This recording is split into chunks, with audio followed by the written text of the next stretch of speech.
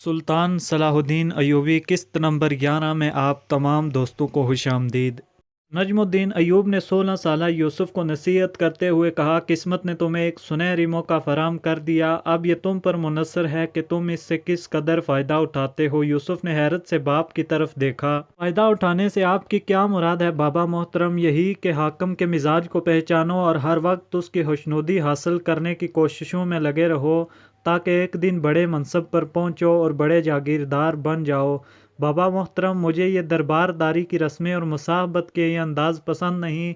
सलाहुद्दीन ने इंतहाई बावकार लहजे में जवाब दिया, मैं उलमा की मजलिसों और कुतुबखानों के पुरसुकून माहौल का दिलदादा हूँ।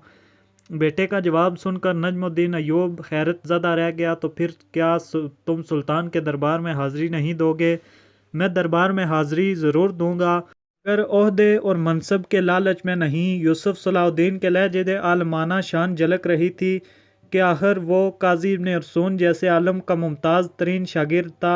मैं सिर्फ इसलिए दरबार में जाऊंगा कि सुल्तान इमादुद्दीन जंगी मरहूम के हमारे घराने पर बड़े एहसानात हैं।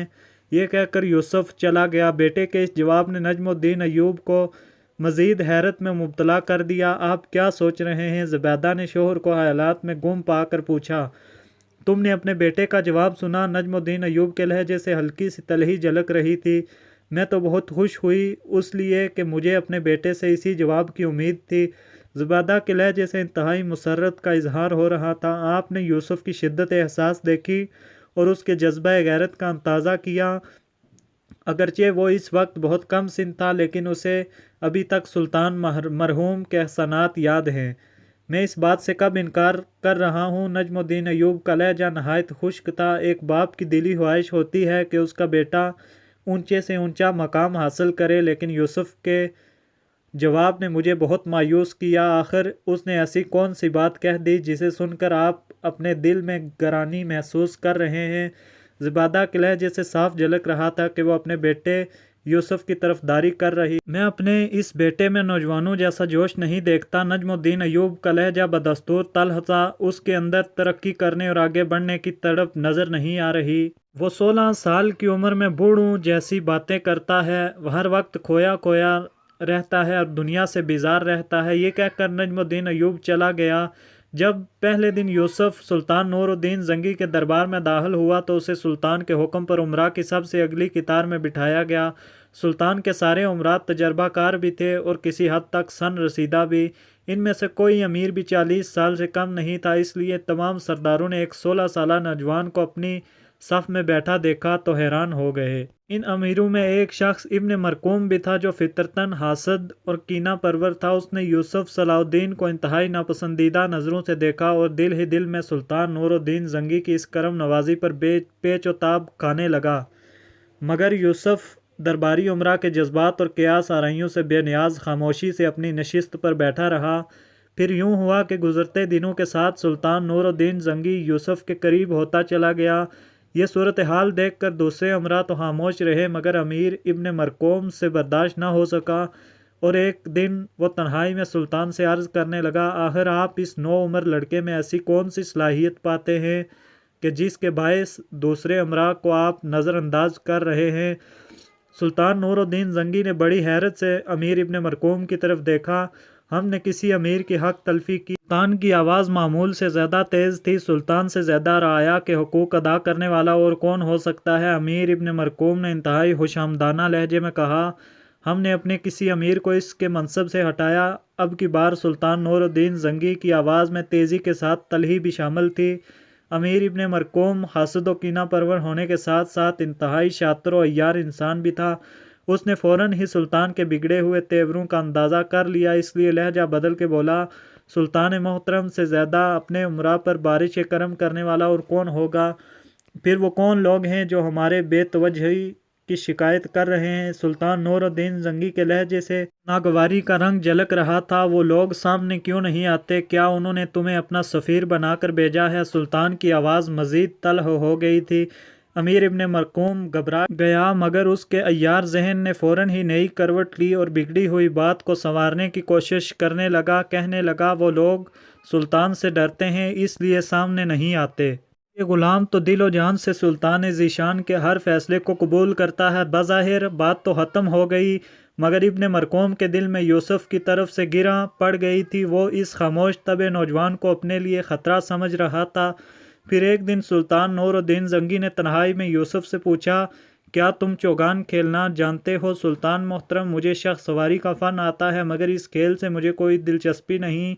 یوسف نے ادب و احترام کے ساتھ عرض کیا، میں چوگان کا دل دادا ہوں۔ سلطان نور الدین زنگی نے پرجوش لہجے میں کہا، یہ مردانہ کھیل بھی ہے اور مجاہدین کے لیے ایک قسم کی عبادت بھی، اس لیے تم بھی یہ کھیل کھیلا کرو۔ سلطان نور الدین زنگی کو عشق کی حد تک چوگان سے لگاؤ تھا۔ ان کی اسی دلچسپی کو دیکھ کر ایک دن کسی بزرگ نے انہیں برے دربار میں ٹوکتے ہوئے کہا، کسی مسلمان حاکم کو یہ زیب نہیں دیتا کہ وہ ایک فضول کام میں اپنا قیمتی وقت برباد کرے۔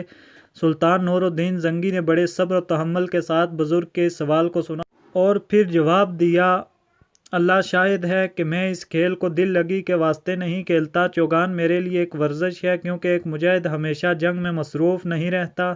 جب میں یہ کھیل کھیلتا ہوں تو میرا گھوڑا کسی دشمن پر اچانک حملے کے لیے تیار رہتا ہے۔ بزرگ نے بڑی حیرت کے ساتھ سلطان نور الدین زنگی کا جواب سنا اور بڑے والہانہ انداز میں بولے، اللہ سلطان کی عمر دراز کرے، شاید ہی کسی حاکم نے اللہ کی رضا حاصل کرنے کے لیے یہ کھیل کھیلا ہو۔ یہی وجہ تھی کہ سلطان نور الدین زنگی نے یوسف کو چوگان کھیلنے کا مشورہ دیا تھا۔ قدرتی طور پر یوسف بہترین شاہ سوار تھا، نتیجتاً اس نے چند ماہ کی محنت کے بعد چوگان جیسے مشکل کھیل میں بھی مہارت حاصل کر لی۔ پھر ایک دن سلطان نے اپنے تمام امیروں کو میدان میں جمع کر کے حکم دیا، تم لوگ اپنے اپنے فن کا مظاہرہ کرو اور ایک دوسرے پر سبقت لے جانے کی کوشش کرو، بس یوں سمجھ لو کہ آج تمہارے فن سپاہ گری کا امتحان ہے۔ سلطان نور الدین زنگی نے ایک خاص حکمت عملی اختیار کرتے ہوئے اپنے امراء کے دلوں کو جوش اور ولولہ سے بھر دیا تھا۔ صلاح الدین بھی چوگان کے اس مقابلے میں شریک تھا۔ اپنے امیروں کو حکم دینے کے بعد سلطان نور الدین زنگی نوعمر کھلاڑی سے بھی مخاطب ہوا، یوسف آج تمہاری بھی آزمائش ہے کہ تم نے کیا سیکھا۔ پھر مقابلہ شروع ہوا اور تھوڑی ہی دیر میں یہ بات ثابت ہوئی کہ سلطان نور الدین زنگی کا سالار امیر اس کھیل میں یوسف کی برابری نہیں کر سکتا۔ مقابلہ ختم ہوا اور تمام امراء نے بیک وقت یوسف کی تعریف کی اور سلطان نور الدین کی پیش بینی کا اعتراف کرتے ہوئے کہا، ہماری آنکھیں دیکھ رہی ہیں کہ یہ نوجوان آگے چل کر بڑا سپہ سالار ثابت ہوگا۔ سلطان نور الدین زنگی نے بڑی محبت سے یوسف کے کاندھے پر ہاتھ رکھتے ہوئے کہا، میری نظریں جس منظر کو دیکھ رہی ہیں وہ تمہاری نگاہوں سے پوشیدہ ہے۔ یوسف سلطان کی زبان سے یہ ستائشی الفاظ سن کر امیر ابن مرقوم سینے میں حسد کی آگ پوری شدت سے بھڑک اٹھی اور اس کا چہرہ سرخ ہو گیا۔ ان دنوں نجم الدین ایوب شہر سے باہر تھا۔ پھر جب وہ واپس آیا اور بیوی نے اسے چوگان کے اس مقابلے کی تفصیلات سنائیں تو وہ فرط مسرت سے چیخ اٹھا، مرحبا میرے بیٹے یوسف، مرحبا، تمہیں یہ شاندار کامیابی مبارک ہو۔ یہ کہہ کر نجم الدین ایوب نے بیٹے کی کشادہ پیشانی کو بوسہ دیا، اب مجھے یقین آ گیا ہے کہ تم نے میری نصیحت کو دل سے قبول کر لیا۔ پھر شام کے وقت تمام امیروں اور وزیروں نے یہ منظر بڑی حیرت سے دیکھا کہ سلطان نور الدین زنگی یوسف کے ساتھ چوگان کھیل رہے ہیں۔ ابتدا میں یوں ہوا کہ یوسف سلطان نور الدین زنگی سے آگے نکل جانا چاہتا تھا، مگر سلطان کے احترام کے پیش نظر وہ ہر بار اپنے گھوڑے کی لگامیں کھینچ لیتا تھا۔ کچھ دیر تو سلطان اس کے طرز عمل کو سمجھنے سے قاصر رہے، مگر پھر انہیں اندازہ ہو گیا کہ یوسف قصداً یہ حرکت کر رہا ہے۔ اس خیال کے آتے ہی سلطان نور الدین زنگی نے ڈانٹتے ہوئے کہا، یوسف، اس وقت میں تمہارا سلطان نہیں، سخت ترین حریف ہوں، اپنی پوری صلاحیتوں اور توانائیوں سے میرا مقابلہ کرو۔ سلطان کا حکم سنتے ہی یوسف نے اپنا گھوڑا آگے بڑھایا اور والی شام کو شکست دے دی۔